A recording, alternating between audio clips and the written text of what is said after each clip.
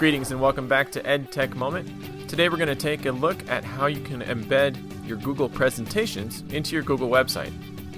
Here I am in my Google Drive and I've got a presentation ready to go. Now, to get a presentation into your Drive, there's a couple options that you have.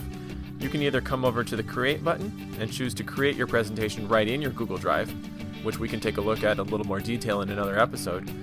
Or you can also choose to upload presentations that you already have, and most of you will probably choose to use this. That's the method that I choose to use. I find that it's easier to create the presentation in Keynote or in PowerPoint and then to upload it rather than using the creation tools in the Google Drive. So I can simply click upload and click files and then upload my presentations that I already have. And you probably already have several presentations that you'd like to use, and so this is a great way to make use of these presentations that you already have created. So again, I've got my presentation already in my Drive. And if I'm using a Google website, like we looked at in the past, they integrate very well. So let me just jump over to the website. I've gone ahead and created a new page, and it's called Tools for Literacy Presentation, because that's the presentation I'm going to embed here. And then I just need to go to the Edit menu and choose Insert. And then from my Insert menu, choose Presentation. Like we've seen in the past, it pulls up my Drive and looks at all the things I have available, and I'm going to go ahead and select the literacy coffee break session here and then hit select. Again, I have a few options I can choose. I don't like having the border or the title, so I always turn them off.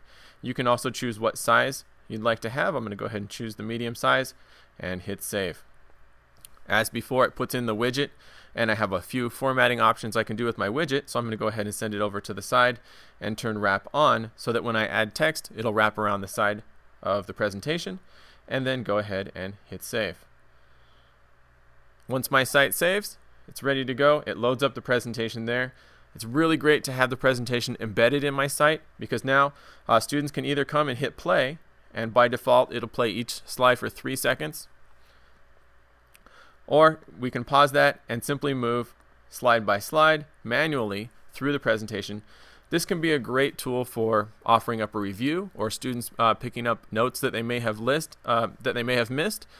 because they can move through this at their own pace. So this is one advantage that a presentation has over embedding a video, because this way they can go to the next slide, write down what they need to write down, and then go to the next slide again at their own pace, manually, slide by slide. In the past, we looked at how you can embed a form, and if you wanted to get a little bit advanced, this is another option for you. Here on this page, what I've done is to use both a form and a presentation. So I've taken quiz questions that I wanted my kids to answer. I've put them in a presentation so that each slide has its own question, and then I've embedded that side by side with a form where they can put in their answers. So they simply look at question number 1, choose the best answer, and then move to the next one. Okay, which program do you use to see all your files? That's the Finder. So they click A and then move to the next question. When they're done moving through the quiz, they'll be at the bottom of the page and they'll hit submit, and all their answers will get sent to me. So it's a great way to kind of automate some of these quizzes. Again, picking up on notes, maybe seeing a presentation that they missed, or maybe a review, a test review or something like that where you want them to move at their own pace. Embedding a presentation is a great way to go.